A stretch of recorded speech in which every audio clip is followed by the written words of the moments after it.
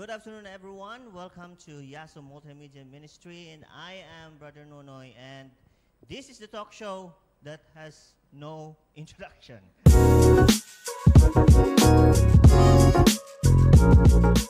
This is the very first episode of our podcast. We have a very special guest today. Yes. Saan siya galing? All the way from Bukidnon? Bukidnon. Sub-Saharan Bukidnon. Yeah. Siya lang ang Introduce yourself, brother. By the pinakamayaman. way, ako pala yung nagmamayari ng ano doon. Na mangga.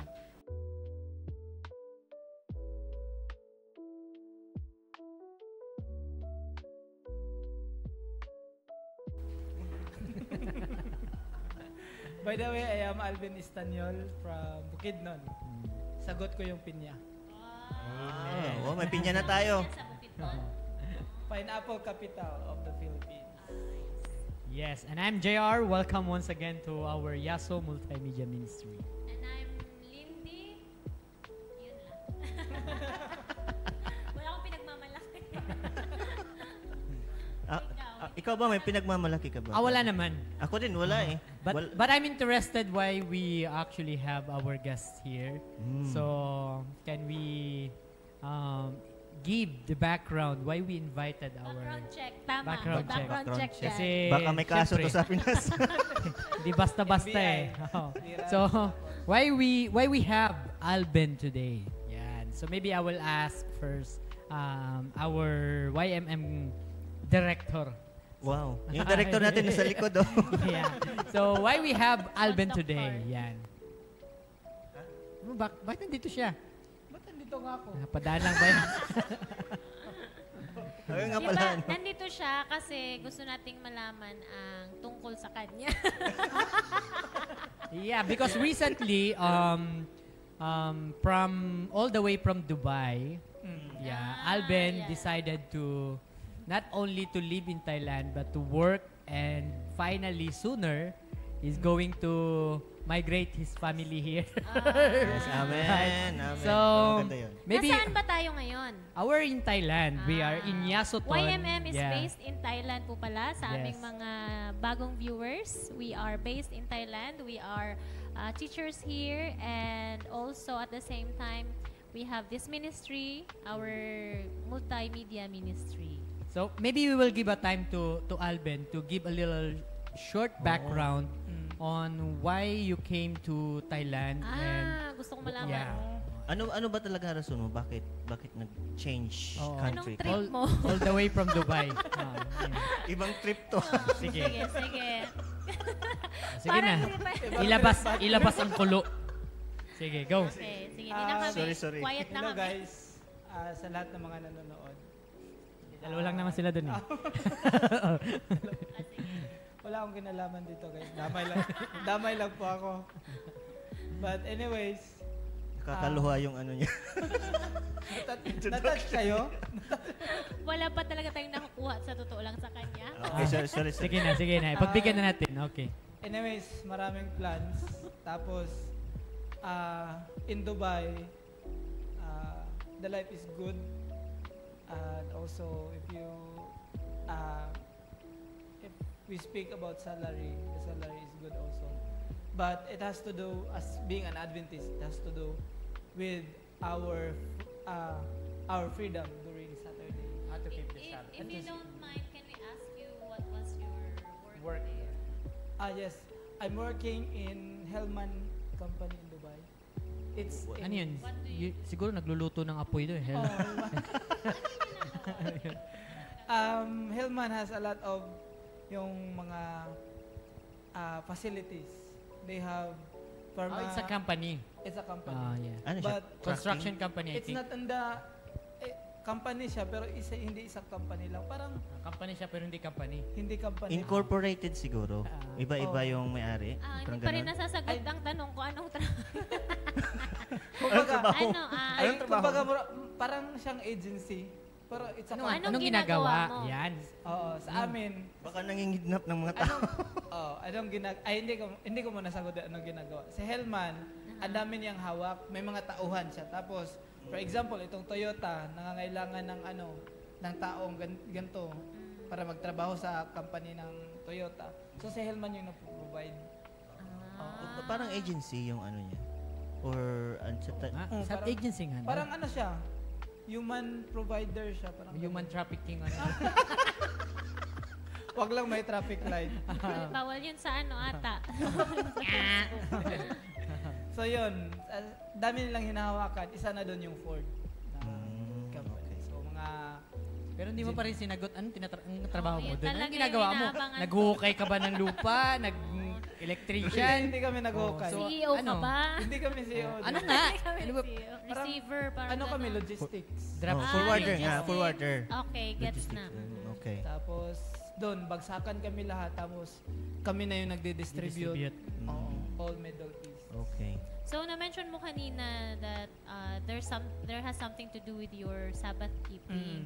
Can you give us a scenario or situation where you were able to be like conscious that this has something to do with my Sabbath keeping?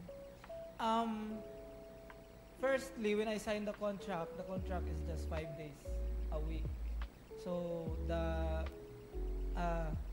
the working days is from Monday to Friday. But because of the change of the manager, we need to do overtime during Saturday. So it's a demanding work. Yes, it's an overtime. It's not in our contract, but they are just obliging us. Can you say no? No, we cannot say no. Maybe for the sake of our viewers, para makarelate sila or ma-understand niya why is it important na kasi it's not a problem, you're looking for job, they're providing your job, and what is Sabbath to you na parang naging issue mo why you gave up such job? So basically, when as a Christian or sa Adventist, especially sa mga non-Adventist na nanonood, for being an Adventist, Sabbath is very important because it's our it means our life having that freedom during Saturday. Hindi siya traditionally It's not about hindi tradition. nyo hindi nyo Kinakisnan? ano yun? Anong Tagalog na? Tradition. parang tradition siya, hindi siya sige, ikaw explain. Okay. Hindi naging routine May na mga lang. ganyan. Oh, talaga. hindi siya naging routine na lang. You're not traditionally following it. Oo. Hindi kundi dahil sa commitment mo. Oo, Parang ganun. it's because Okay. of commitment. So, ang tagal ko na naging Adventist, mga siguro 14 years. At doon lang talaga na-test yung Na-test. Sabbath. Yung Na- faith mo. Kasi, it's not really that easy also. Kasi pagpasok ko doon, walang Saturday. Ano din kasi, it's a mix of answered prayer na ikaw yung sumagot ng prayer mo. Parang yun ang naano ko.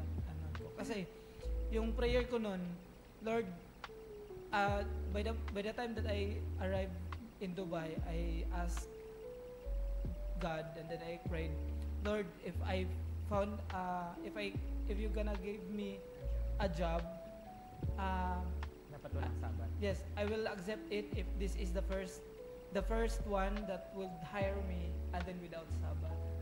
So it happened that I know that it is my mistake. It happened that when I go to that interview, because I have a backer also, the manager told me that we only have 5 days a week as per in the contract. But during Saturday, we oblige people to come, but it's like overtime, and It's not compulsory. he didn't Compulsory. mention it's not compulsory, but they're required to They're come. required. Yes, When they need it. So it's a Yes. compulsory. and especially this is for awareness also for the Adventists going to, especially in Dubai or other countries like Kuwait or like Muslim areas. We should not think it just like in Philippines that we can just send a letter that I am Adventist, I'm not allowed to do this. Because in the Philippines we have an Yes, we have. Republic Act about it, that we have a freedom to say no during Saturday. But is there any instances na you break the Sabbath kasi Mm. kinailangan? Kailangan, Is no? there Kailangan. instances? Oh. Kailangan sa Oh, trabaho. how several times it is? How several times? How often? Often. It lasts like many times already, my brothers and sisters, because it's not easy for me to, I don't know, I'm really afraid, or maybe lack of faith also that time, because if they already manage all my documents, all my visa, they're the one who like process everything, and it costs like 100,000 in Philippine peso. And then if I didn't finish the 6 months provisionary, Ikaw magbabayad I nun. still, yes, I need You to have pay to them. refund. That's Thank why- you for being honest, no, Alvin. This is a common situation that we Sabbath keeper encounter, right? That our Sabbath keeping really is being tested, and we cannot really like pinpoint on you that, oh, why you didn't keep Oh, the yeah. Sabbath, why you were not faithful, because it's easy to say, but especially if we are like struggling for our family or finances, that there will be really point that our faith is tested and our Sabbath keeping is tested. But I want to know also, Alvin, of course, by the grace of God, He will not stop in reminding us that Sabbath is His day. When was your turning point? When you were able to like really give up your livelihood and keep the Sabbath? Like Really this be is faithful. this is it. Yes. I'm leaving. It's not Yeah. good anymore. Have you Yeah. come to that point, and can you Share to us, yeah. share it to Yes. us? I would like to share. It's like I would like to open this one.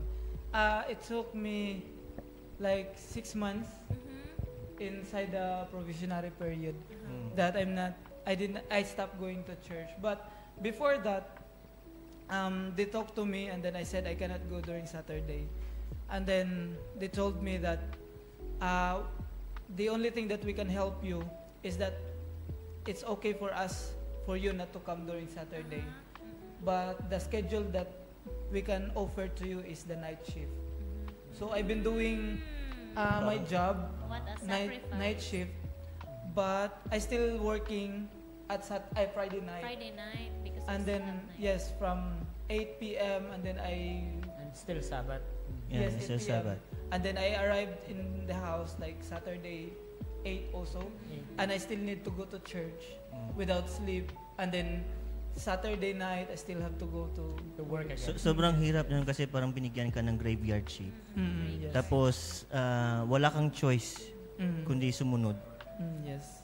Tapos ang epekto pa rin nun sa katawan.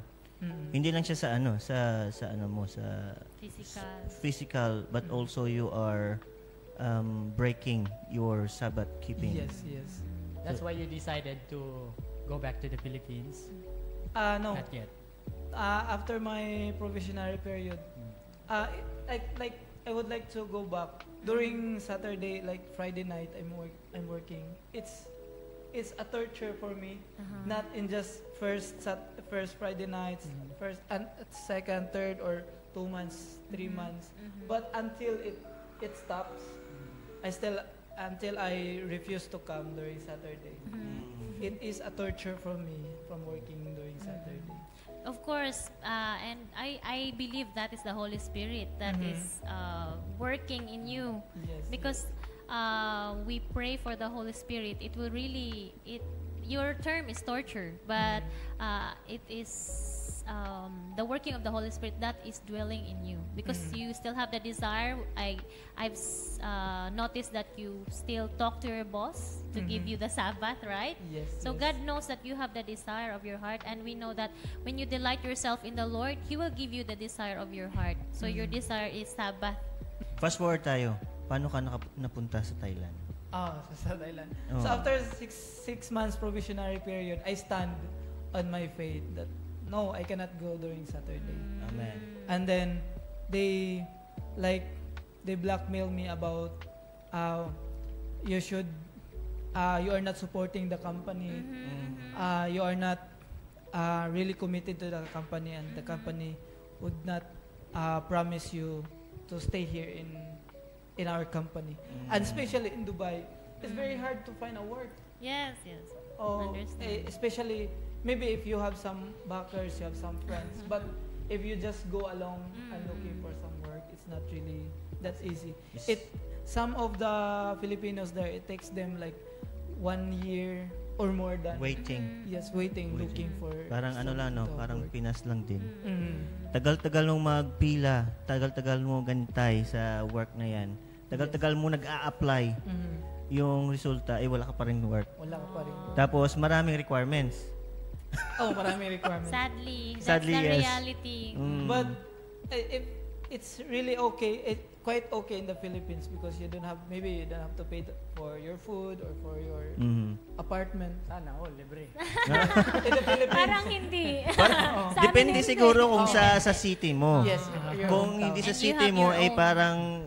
No. When you are still looking for a job, Ah. maybe it's not really hassle for you because if inside your city, yes. Oo. You just go home after. Na-mention mo kanina, Alvin, that you said that God answers our prayer also through us.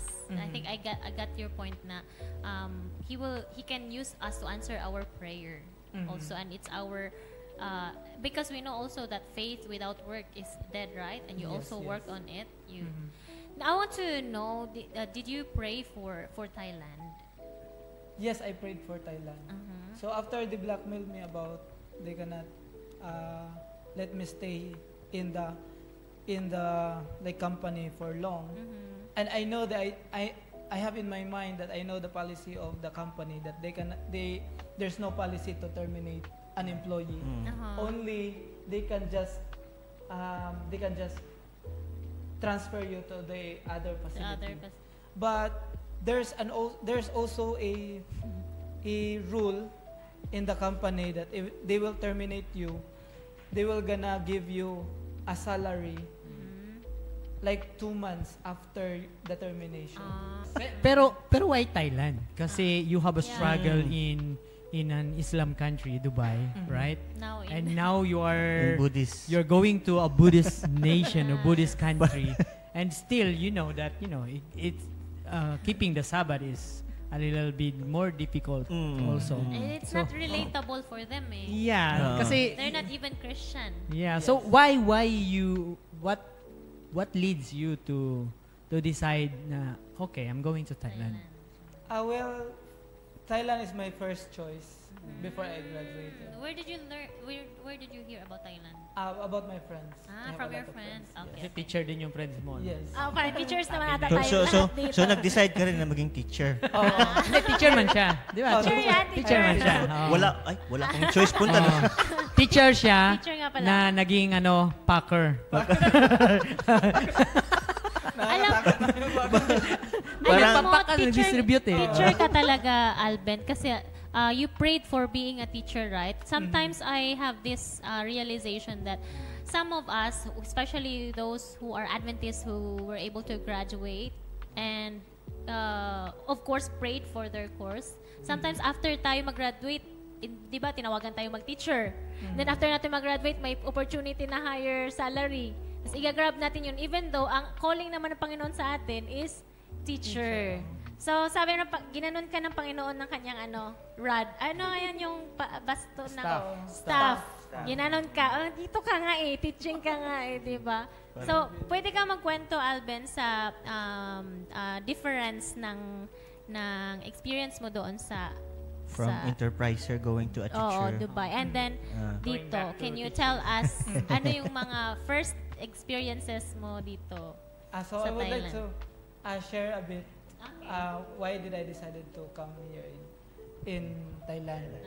So after they blackmailed me about Balik yes. na naman tayo doon. Yes. Parang may galit ka sa kanila. No. Tawarin mo na.